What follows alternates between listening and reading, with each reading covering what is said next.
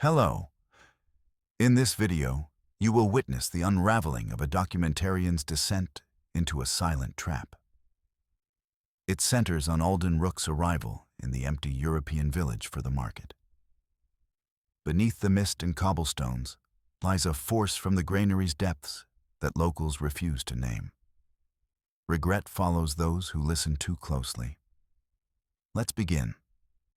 The mist clung to Alden's coat like a reluctant memory as he stepped off the narrow ferry onto the village pier.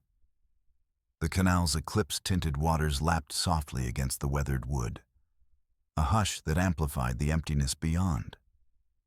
The streets stretched out, cobblestones glistening under a sky too heavy with cloud to promise light.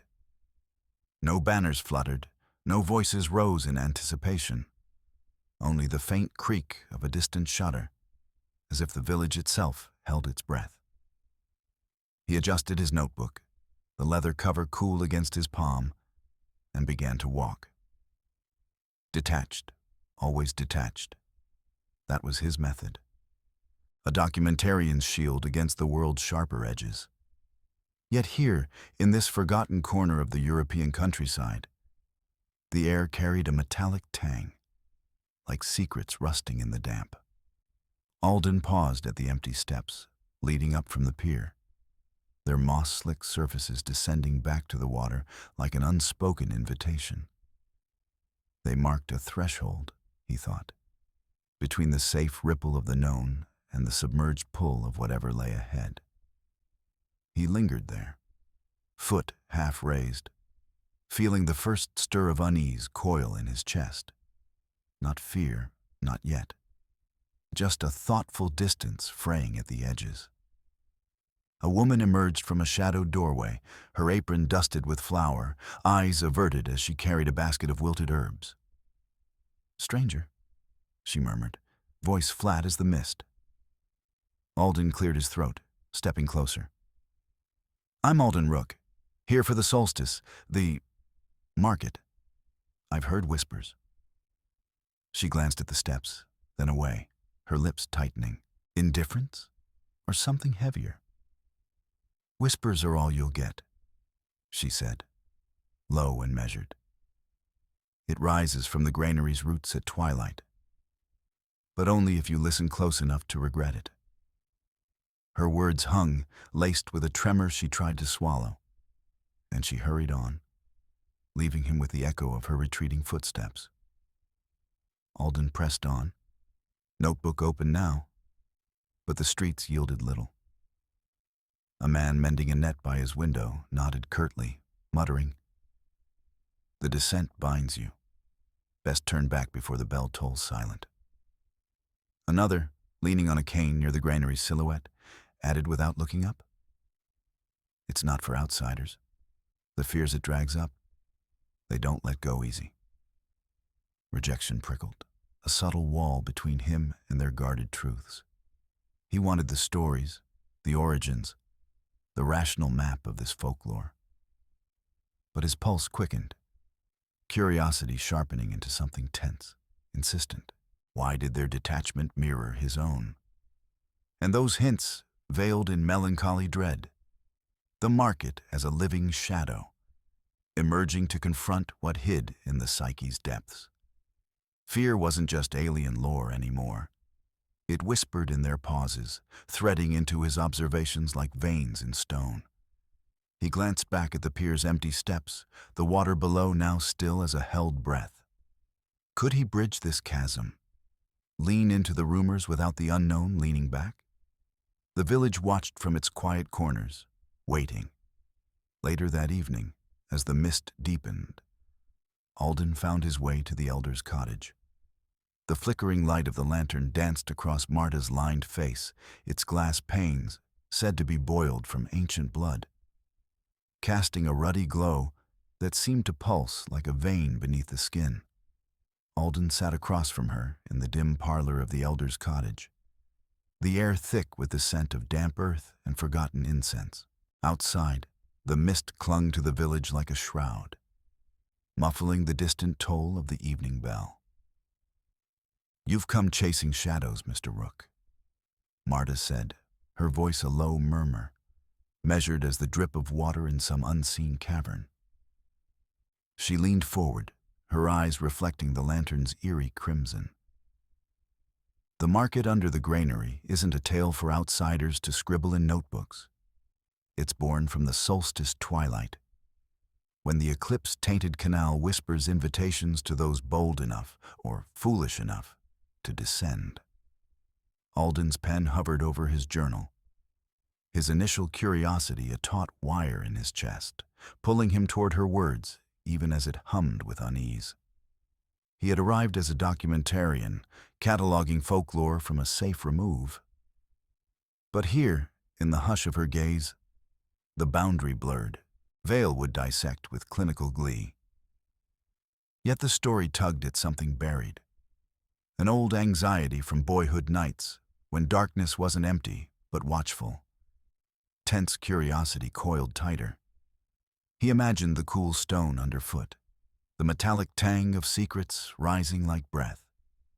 Marta's eyes bored into him, her warning a gentle prod that ignited an inner spark. The market doesn't chase you, Alden. It waits. Listen to the legends, or prepare your heart for the drop. Refuse now, and fear festers unseen. Descend, and it becomes your mirror. Trust flickered between them. Fragile as the flame, her words no longer a barrier, but a threshold, inviting him to cross. He closed his journal, the decision hovering unspoken. The lantern's glow seemed to seep into his skin, revealing not just the room's shadows, but the dread already stirring within.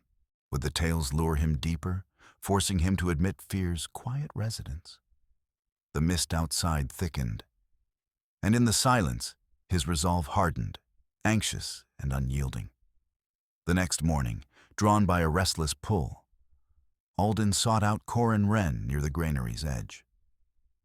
The mist clung to the village like a half-forgotten dream, muting the cobblestones underfoot as Alden followed Corin Wren toward the granary's shadowed flank. The air hummed with that metallic tang, secrets leaching from the earth. Corin, no more than 20, moved with a restless limp, his eyes darting to the canal's eclipse-tinted ripple, as if it whispered back. They stopped at the threshold, a yawning lip of stone where the path fractured into the subterranean mouth.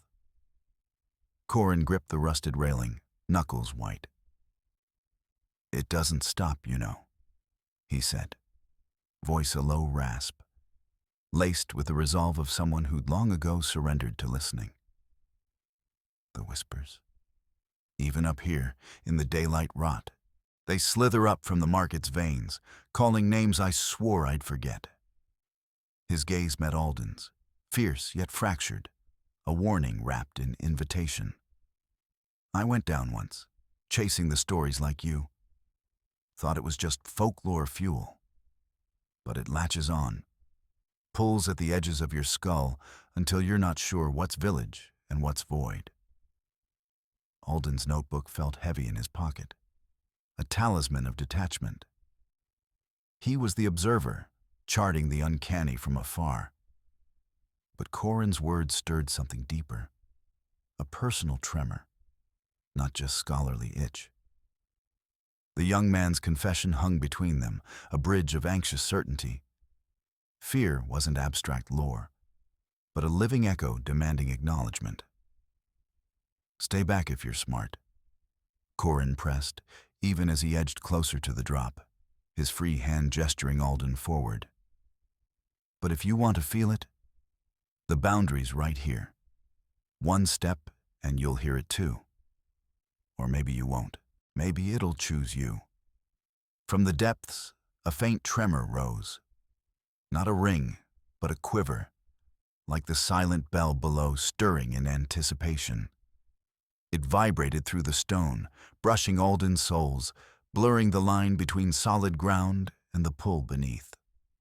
His pulse quickened, curiosity warring with the buried dread of slipping into that mirror of self. Corin watched him, the cautious distance between them softening into a shared, uneasy pact. Trust born of mutual haunting. Yet as the mist coiled thicker, Alden hesitated, boots rooted. Would his steps finally tune to the market's summons, or would he turn, letting the whispers fade into observed silence? That afternoon, back at the village inn, Alden encountered Dr. Simeon Vale, whose skepticism offered a counterpoint to the growing unease. The dim parlor of the village inn hummed with the low crackle of a dying fire, its light casting elongated shadows across the worn oak table. Alden Rooke sat rigid, his notebook open but untouched, fingers tracing the edge of a porcelain bowl filled with cold water. Marta had placed it there earlier, a ritual offering to steady the senses. Before the solstice whispers grew louder, the water's surface gleamed like a frozen mirror, undisturbed, reflecting the flicker of candle flames. Dr. Simeon Vale leaned forward, his wire-rimmed glasses glinting with clinical precision. He was the picture of composed skepticism, an outsider like Alden, but armored in Freudian certainties. "It's all hysteria, Rooke," Simeon said, his voice measured, slicing through the room's hush. "Collective delusion, born from isolation and these endless mists. The so-called market? A psychological echo chamber. Villagers descend because expectation warps perception. Dopamine floods, shadows become specters. You've documented enough folklore to know this. But if you cross that threshold, you'll feed the illusion. Your notes will dissolve into panic-scrawled ravings. Objectivity demands distance." Alden's mind churned, a restless tide. He stared into the bowl, watching a faint ripple disturb the water as his breath quickened. Simeon's words echoed his own buried mantra. Observe from afar. Catalog the chaos without touching it. Yet the whispers from the granary's edge lingered in his ears, not mere gossip but a pull, like gravity tugging at reason's seams. Doubt gnawed. Was this rational armor, or just another layer of denial? His pulse thrummed against his temples, the fear he'd sworn to dissect now coiling inward, alive. "You're right," Alden murmured, but the words tasted hollow, defensive. He met Simeon's gaze, the doctor's eyes probing like scalpels. "Distance keeps me intact. But it's already here, isn't it? The fear, not out there in the dark, but in me. Last night I heard it. Not voices, but echoes of something buried.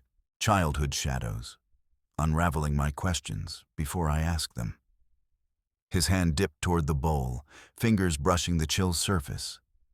The cold bit sharp, a jolt that blurred the line between observer and observed. Thought fracturing into sensation. Simeon straightened, alienation sharpening his tone. "Exactly. That's the trap. Acknowledge it, yes, but don't chase it. Marta and that boy Corin will drag you under with their myths. Stay above, or you'll lose the story entirely." Across the room, Marta paused in her knitting, her eyes flicking to Corin by the window, where he lingered like a ghost at the threshold.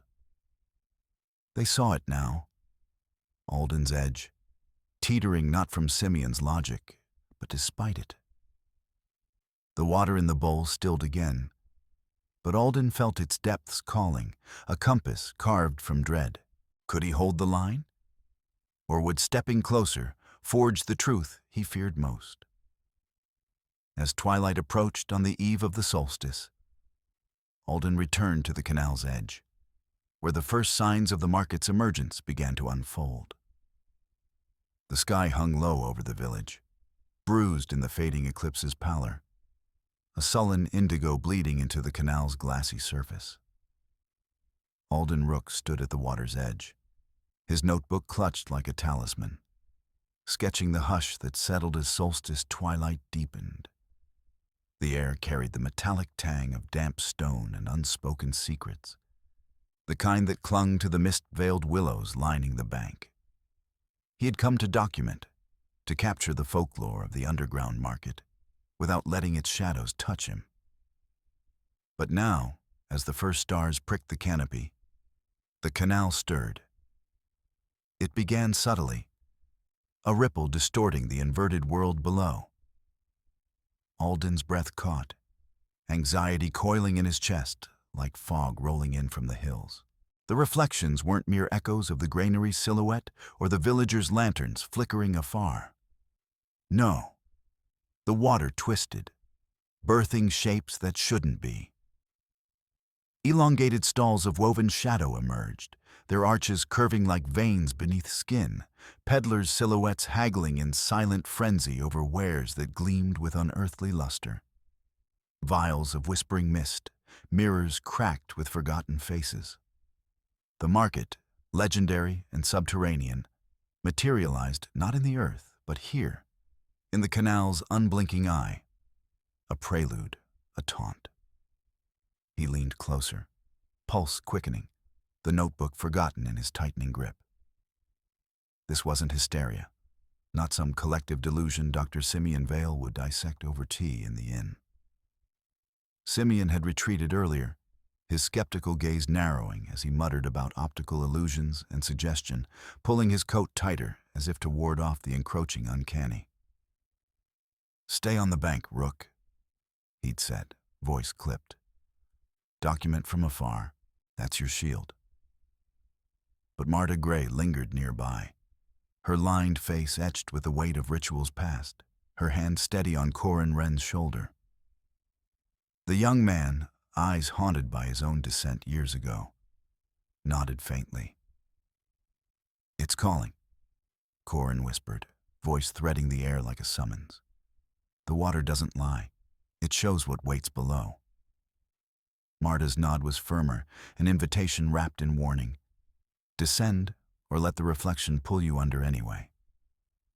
Alden's mind raced, fear no longer a distant specimen, but a current dragging at his ankles. He had always observed from safety, cataloging dread as if it were a folklore footnote, rational, detached. Yet the canal's mirror demanded acknowledgement. The market was real, its depths rippling with his own buried anxieties. Childhood echoes of loss flickering in the water's depths.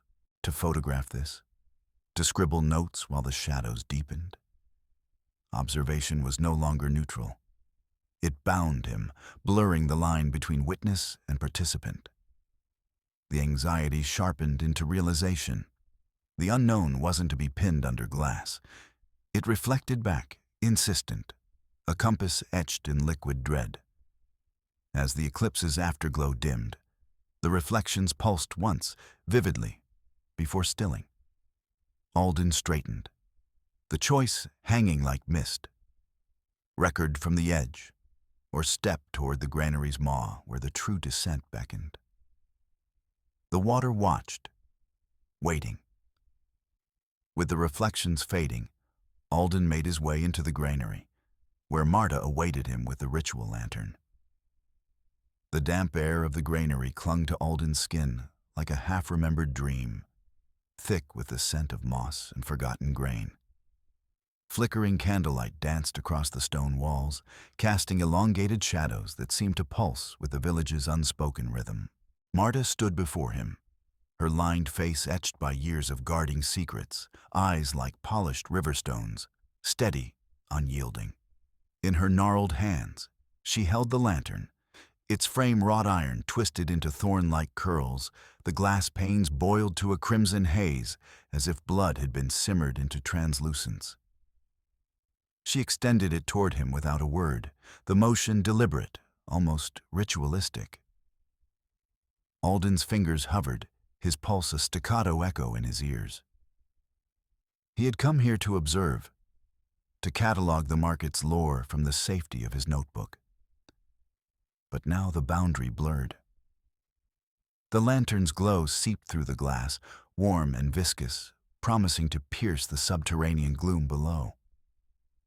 Yet Marta's silence screamed louder than any warning. Shadows, he knew, waited in those depths.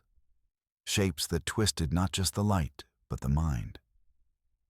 She wouldn't speak of them. her empathy a veil over caution, leaving him to bridge the gap alone.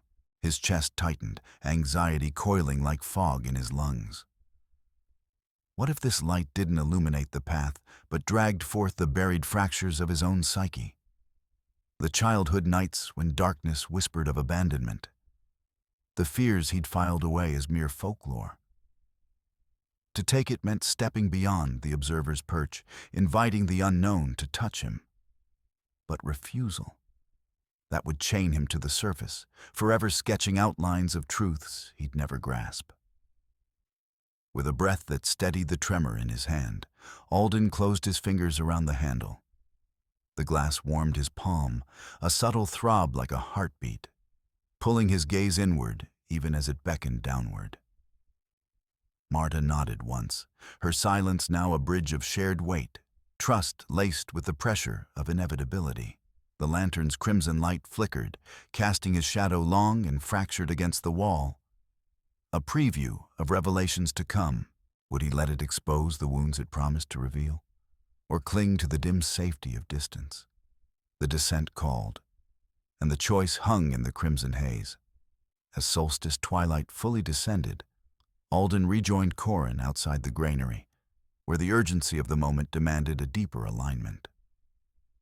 The mist clung to their boots like a reluctant shroud as Alden and Corin trudged toward the granary, the village's edge dissolving into shadowed fields.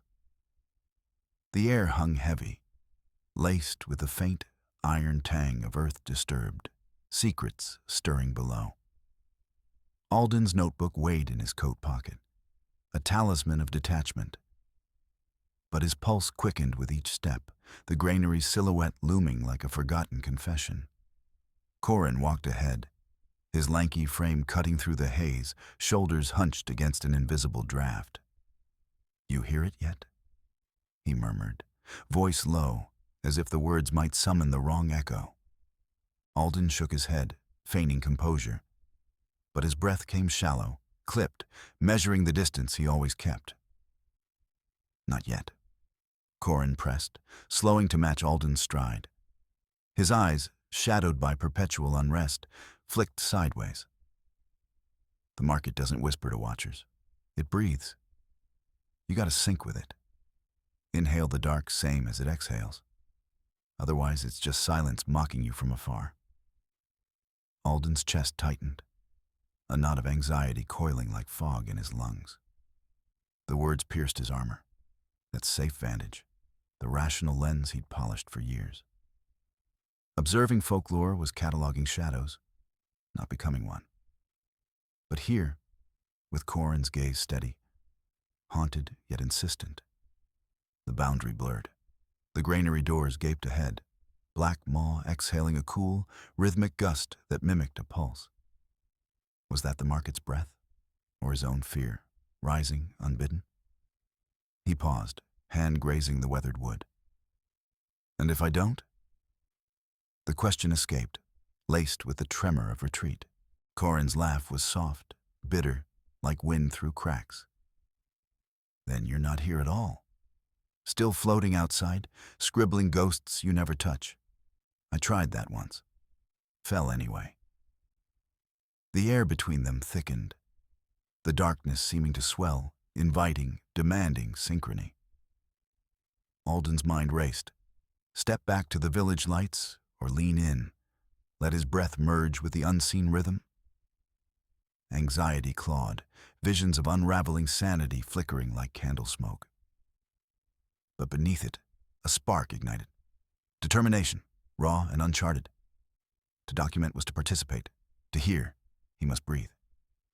Corin waited, silent now, the granary's breath sinking with the night. Alden drew in slow, deliberate, the dark filling him, tentative, alive. Would this rhythm prove him participant or pull him under? The threshold held its secrets, unyielding. With their breaths now aligned, the moment of the market's full emergence arrived at the granary's threshold. The mist clung to the canal like a shroud, its surface unbroken save for the faint ripple where the eclipse's shadow lingered. Alden stood at the granary's threshold, heart pounding in uneven rhythm, the air thick with the metallic tang of secrets unearthed. Corin breathed beside him, shallow and synchronized, as if the darkness itself demanded their shared pulse. A hush that pulled at Alden's lungs, eroding the safe distance he'd clung to like a talisman. Then it came. Not a sound, but a vibration that bloomed in his chest, the silent bell tolling from the depths below. It wasn't audible to the ear, this underground clarion. It resonated through stone and bone, a wordless summons that marked the boundary between the village's still facade and the subterranean churn. The granary's rusted gates creaked open under no visible hand, revealing the yawning passage where shadows pooled like ink. From the gloom, the market stirred. Stalls of ethereal wares flickering into view, whispers of haggling voices curling up like smoke, promising revelations wrapped in dread. Marta emerged from the mist, her eyes weary lanterns in the dim. She held the blood-tinted glass aloft, its glow pulsing in time with the bell's mute echo, casting crimson flecks across Alden's face. "It calls," she said, voice a gravelly murmur that blurred the line between earth and abyss. "The market doesn't suffer spectators. You can watch from here, document its edges like a ghost in your notes, or descend into the labyrinth of your own fear. But choose now, Alden Rooke. The bell doesn't ring twice." Anxiety coiled in his gut. Sharp as the canal's chill, visions of buried childhood shadows flashing unbidden. The dark under the bed, the unspoken loss that had forged his detachment. Staying meant safety, a rational chronicle from afar. Yet the vibration thrummed deeper, sinking with Corin's breath, with his own faltering inhale. Distance was illusion. The market's rhythm had already claimed him, whispering that fear wasn't to be catalogued, but entered, a compass to the psyche's hidden veins. Marta waited, her presence shifting from silent guardian to reluctant guide. While Corin's gaze urged him onward, their shared hush forging a fragile tether against the void. The bell tolled again, insistent, pulling at the frayed threads of his resolve. Alden stepped forward, the gates swallowing the light, his choice hanging in the damp air like an unanswered echo. Would dissent mean embracing the market as part of himself, or dissolution in its depths? Deeper into the passage, the mirrors awaited, forcing Alden to confront the heart of his fears alongside Marta and Corin. Alden's footsteps echoed softly in the labyrinthine passage, the air thick with the scent of damp stone and forgotten incense. Cobwebs draped the mirrors like veils of silver filigree, their edges frayed and glistening under the faint glow of a lantern strapped to his belt. The one with boiled blood glass, its crimson tint pulsing like a half-remembered wound. He had meant to document this, to sketch the surreal architecture of the underground market with clinical precision. But now, as the reflection stirred, distance felt like a crumbling ledge. The first mirror caught him unawares. A boy huddled in the corner of a shadowed attic, knees drawn to chest, eyes wide with the terror of thunder that wasn't just storm, but the roar of an absent father's rage. Alden's breath hitched, anxiety coiling in his gut like the canal's mist rising. He reached out, fingers brushing the cold glass, but the reflection didn't shatter. It deepened, whispering fragments of nights when shadows in his childhood room twisted into claws, promising abandonment. "Just echoes," he muttered, voice swallowed by the drip of water from unseen crevices.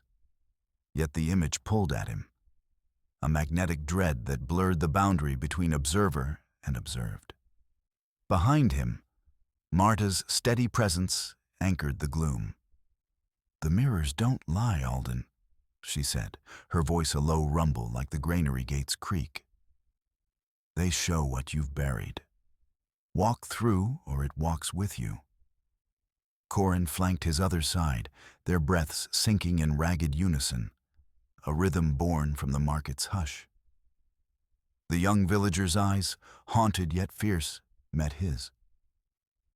"I tried to warn you," Corin whispered, "but now we're in it together. Feel it, your fears calling you deeper." Another mirror loomed, its web trembling as if alive. Here, the boy Alden fled down a rain-slicked alley, pursued by faceless figures that weren't monsters, but the weight of unspoken grief. The fear of voids no folklore could fill. His heart pounded, anxiety fracturing into a raw ache, forcing him to confront the lie he'd clung to. That fear could be catalogued from afar, a specimen under glass. These weren't village myths. They were his own psyche's unraveling threads, pushing him toward the market's throbbing core, where stalls of shadow beckoned with wares of suppressed longing. He paused, palm pressed to the glass, the reflection's terror mirroring his own trembling resolve.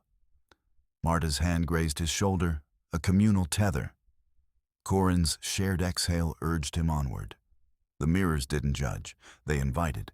But as the path twisted deeper, the question lingered, unspoken and insistent. Could he embrace this fear as his own? Let it illuminate rather than consume? The lantern flickered, casting their triad shadows long and entwined, the market's pulse quickening around them. As the night waned and the trials of the market concluded, Alden began his ascent, emerging into the light of dawn, transformed. The first light of dawn seeped through the mist like diluted ink, staining the canal's edge where Alden emerged from the granary's maw. His boots dragged against the slick stone steps, each footfall a labored echo of the market's subterranean pulse that still throbbed in his veins. Exhaustion clung to him, heavier than the damp air. Muscles aching from the descent's surreal trials, mind frayed like the cobwebbed mirrors that had lined his path below. He paused at the threshold, the boundary between the abyss and the waking world no longer blurred, but etched sharper, a line he could no longer pretend to straddle from afar. In his hand, the lantern swung gently, its boiled blood glass flickering with a ruddy glow that hadn't dimmed since he'd claimed it in the depths. The light caught fragments of his reflection in the canal's still water, eyes hollowed, face etched with shadows that weren't just fatigue's toll. "This is me now," he thought, the realization settling like silt. Not the observer cataloging horrors from safety, but the man who touched them. The market's lessons clawed at suppression. Visions of childhood dreads made flesh, whispers that fear wasn't a beast to dissect, but a mirror reflecting the self's fractured core. To bury it would be to deny the warmth of that blood-glass light, the way it had illuminated not just the dark, but the wounds within. He trudged toward the village square, the lantern's sway casting elongated shadows that danced like reluctant companions. Marta and Corin waited there, silhouettes against the rising sun. Marta's weary posture a pillar of communal memory, Corin's restless fidget betraying the haunt that bound them all. They turned as he approached, eyes questioning without words. "I saw it," Alden said, voice rough from disuse, sinking onto the dew-kissed bench. Fatigue weighted his words, but he pressed on, thoughts uncoiling like smoke. Not as lore or hysteria. The market, it's us. Our fears boiled down to essence, lighting the way back to what we've hidden. He held up the lantern, its glass pulsing faintly, as if alive with shared secrets. Marta's gaze softened, a nod acknowledging the shift. Corin leaned in, breath syncing with Alden's in that old rhythm, no longer luring, but linking. As the sun crested, warming the chill from his bones, acceptance bloomed amid the weariness. A quiet surrender. Fear wasn't the enemy to outrun. It was the compass, mirroring truths he'd evaded too long. He met their eyes, the weight lifting just enough to breathe. But in the lantern's glow, a whisper lingered. Could he carry this mirror back to the world unbroken? Or would it shatter under the light of day?